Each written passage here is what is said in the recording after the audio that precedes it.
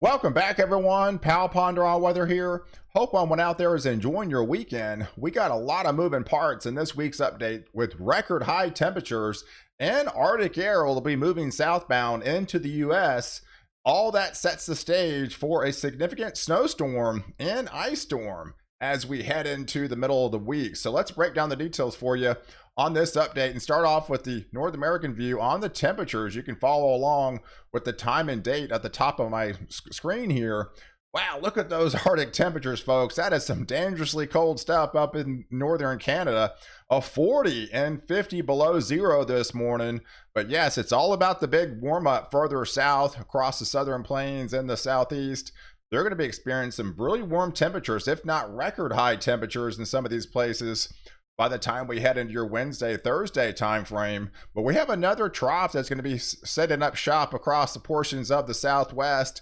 That'll be the mechanism that will be moving across and bringing some rain showers and eventually setting up our snowstorm by the time we get into the middle of the week. So here's the setup by the time we get into Monday. We'll have that trough, just kind of this vorticity hanging off the southwest coast. That will be pinwheeling across. At the same time, we've got some colder air that'll be moving into the U.S. You can see that demarcation line, what that blue line is. That is your freezing temperatures to the north and well above average temperatures further south. And it's just going to be huge temperature gradients this week as Arctic air presses south and warm air presses north. And that's going to set the stage for a battle zone and the ice storm that will take shape by the time we head into Wednesday night, Thursday. But for tomorrow, about noontime on Monday, here's the overall setup. We'll have a little bit of a cool front trying to shift further south, but it'll be kind of stopping its tracks. It'll lose its luster and won't be able to move any further south than this. But further to the north, we have our initial start of snow starting to fly in portions of Montana as well as into Idaho here. We'll also have more snow breaking out into portions of the Dakotas and Minnesota, and that'll be just the start of what things to come as we get in the middle of the week. Because by the time we head into your Tuesday time frame, there's the system further south. You pretty much got a warm front lifting from the southwest to the northeast. That's really going to be elevating these temperatures, and so you're going to be really starting to see these temperatures break out of the 70s, if not upwards to the 80s by the time we head into your Tuesday, Wednesday time frame. But further to the north, it's all about winter. It's winter with as it comes back in a big way with very heavy snow going to be breaking out and intensifying as we head deeper into a Tuesday time frame, back into Idaho, into Montana, as those temperatures really start to plunge up here. We could have a little bit of a snow starting to break out in portions of Vermont and New Hampshire, and just kind of light rain showers across portions of the Tennessee Valley and portions of West Virginia there. But if you are new to the channel and like detailed weather breakdowns on North America, hit the subscribe button and you're in. You get all my daily content on this channel. And it's also important to hit the like button as well. It definitely helps out more than you know. And if you're in the market for a weather station, I highly recommend the Weatherflow Tempest weather station. I feel like this is the best one on the market. I've actually had this one for about 3 years. They are still doing these discount code of best WX, and then you in fact get $40 off. So if you're all been on the fence of getting one of these, now is the time. So you can actually at checkout use that code and it'll take off $40 and free shipping. And the cool thing about it is it's all solar. It's got a cool little app and it's really convenient to use. I've got my whole family on it. And if you'd like to purchase one of these, here's my link, and I'll also have it in the description below. So it's easy to click on and order one for yourself. So wow, look at the temperatures as we head into your Wednesday. Like I mentioned, it's going to be more or less spring and summer further south, but it's all about the Arctic air further north. These are record high temperatures, potentially 36 of them by the time we head into your Wednesday afternoon. All these areas in the circle here, that's where you could be looking at a record high temperature. So yeah, you're approaching almost 100 degrees down there in South Texas. All these temps in Florida, widespread record temperatures across Florida, and of course portions of the southeast with widespread 80s. Those 70s and 60s lift as far north as Ohio. But man, it's all about the Arctic air. Those are high temperatures below zero back into Montana as well as in the Dakotas. all these little squares, those are basically indication of record low maximum temperatures across California. Look how cold California is just for daytime highs. You're not going to be pressed. Try to get out of the 40s there, stopping around 50 degrees in a lot of these places. So you can see where these single digits for high temperatures plunges southbound, taking that effect of that Arctic air. But look at the temperature gradient, and that's the concern as we head into your Wednesday night, as that south wind will cause that warm air to rise, and the Arctic air is dense and shallow and it sinks. And that is going to be causing the overrunning setups, and that warm air aloft that does create the ice that falls and freezes on contact. And that's where it could be looking at a dangerous type setup. But Wednesdays, there's a lot of moving parts. So like I mentioned, we've got that trough that's been hanging out the southwest coast. That's going to be moving across portions of the southwest here, moving across Texas, bringing more instability and rain showers for them.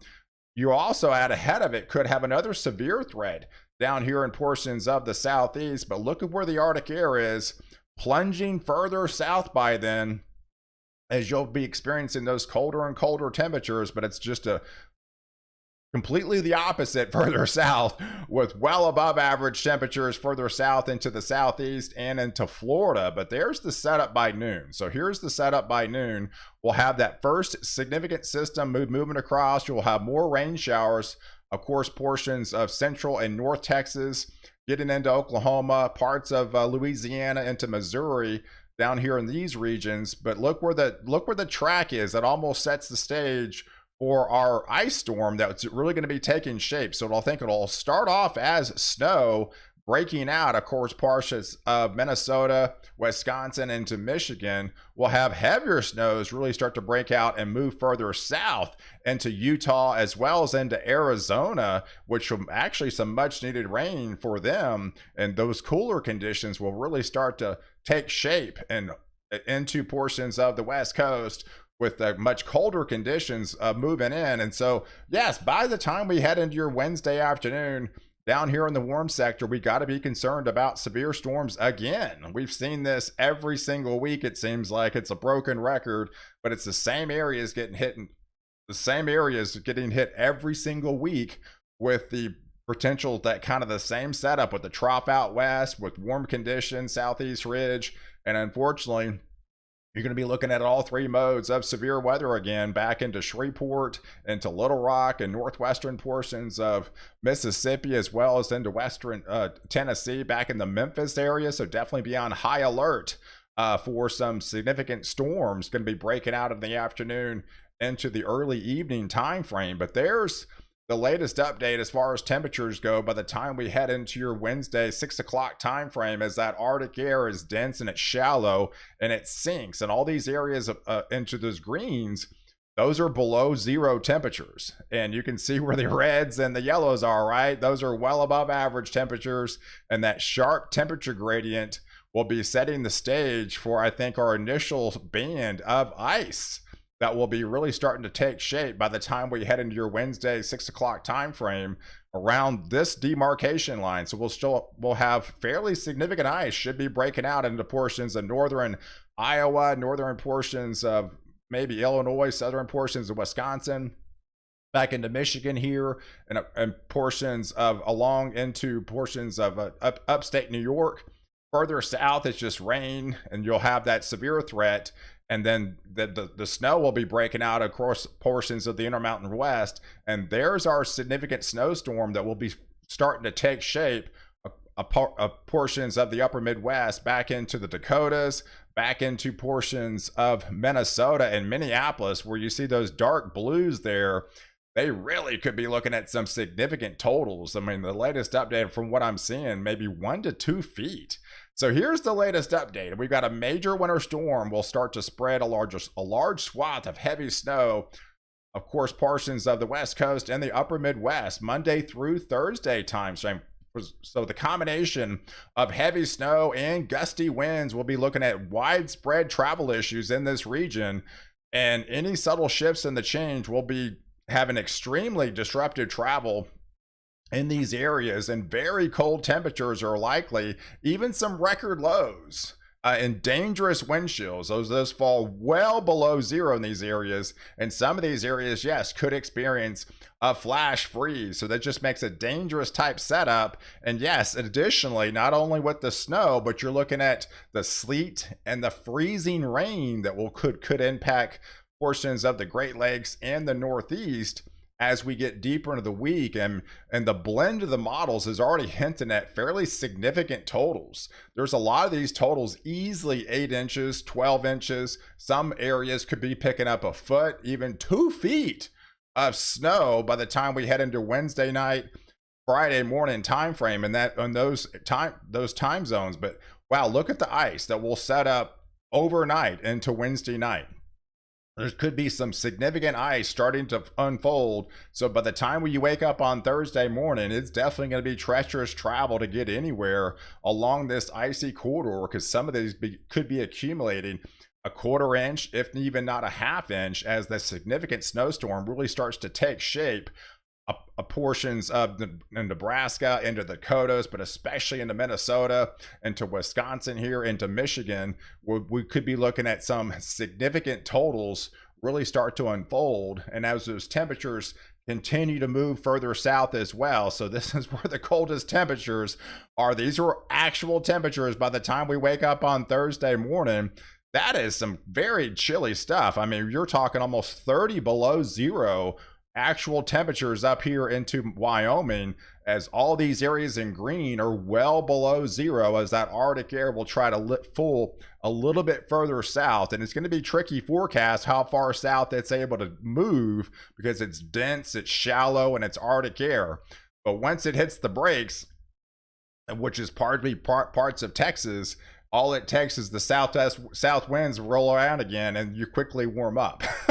So it's only going to be able to move so far south before it kind of just loses its luster, and then the south winds will be able to, crank the temperatures back up again. But yeah, the main story is going to be the ice storm and the snowstorm that's going to be looking to unfold. It looks to start Wednesday night, heading to all day Thursday. This is Thursday noontime. I think by then it heads into portions of the Northeast. Got really heavy snow breaking out of portions of Vermont, New Hampshire, heading into Maine there. We'll have another little disturbance that moves across, setting up, of course, portions of the Southwest. But look at all the colder temperatures, the rain, of course, portions of California, getting into the desert Southwest, into Arizona. Flagstaff starts picking up some significant totals. I think they top out about 18 inches between now and, early part of next week. So yes, definitely some significant totals out west. And there's another system coming out west too. So we're seeing pattern changes with the lift and La Nina that I think we'll finally be able to say goodbye. So this should be able to activate the subtropical jet, and we'll start to see more of these type systems, with more rain entering back in the picture in Los Angeles, places into San Diego, back into Riverside areas. Those areas will be picking up maybe 1 to 2 inches over the next 7 days from this system, as we'll be watching that other system kind of move across. By the time we head into your Saturday time frame, we'll have a little bit more light showers breaking out, of course, portions of the southern plains and portions of the southeast. And then yes, we'll have another system come in from California as well. But taking a look at some of these temperature anomalies out here, this is the overall 7-day change, and this is the La Nina that's finally kind of losing its grip, as we'll start to see more warmer sea surface temperatures down here in the equatorial Pacific. That basically just implies it'll finally activate the subtropical jet, a little bit more increased rain chances, and have the more active subtropical jet further south, the southern jet stream. So you'll start to see more troughing systems set up like this further south into, Southern California, and this will be moving across the desert. So this is actually a welcome sign, because they can definitely take all the rain they get, being in La Nina for the last 3 years. So we are seeing some very significant changes in weather patterns really going forward, with finally saying goodbye of the La Nina and going into more of an Enso neutral. We'll start to activate the subtropical jet a little bit more, and you'll probably start seeing more and more of these systems kind of pop up and more chances for rain moving back in these pictures, because here's the setup by Monday. Again, we have more rain coming back into Arizona. The snow is going to be flying big time in portions of Flagstaff there. That moves across New Mexico. West Texas, where you're just begging for rain, could be looking at maybe some showers by then. So this is, it's slowly but surely happening. So it's not an overnight setup, but eventually these will be having more and more of these systems in places that desperately need the rain. Will start to have more and more opportunities, especially as we get deeper into March and April, and as that ENSO neutral really starts to unfold. But there's your snowfall totals between now and Monday for the West Coast. But man, look at these pretty significant totals. Here's the graph at the bottom corner of the screen. Yeah, and this is the blend of the models. This is more of an ensemble guidance, kind of an overall average of what all the models are saying with the overall blend. So really significant snowfall totals. And then there's that snowstorm. They'll be breaking out portions of South Dakota back into portions of Minneapolis there with some very significant totals. Minneapolis could look at 2 feet of snow from this system. Back into Green Bay, they could be picking up another foot of snow from this system. So yes, fairly significant totals of 1 to 2 feet across this whole mark.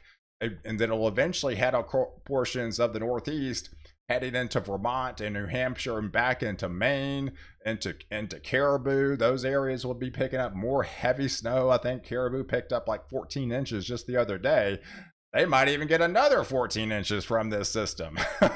So yeah, but the concern from this system is all the ice too. So you have the significant snowstorm and the ice storm that looks to unfold Wednesday night, Thursday, heading into Friday morning. So this is going to be treacherous travel, of course, portions of these areas. So definitely be on high alert of very significant ice totals that could be really accumulating over time. But yeah, look at over the overall precipitation for the next 7 days, 8 days.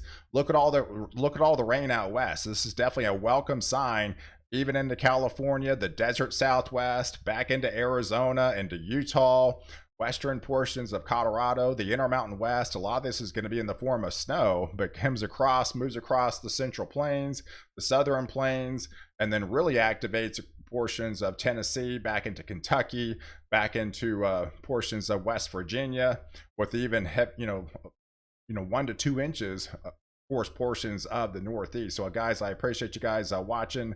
Do like this video, definitely hit the subscribe button, and catch me the next update where I protect you before and after the storm.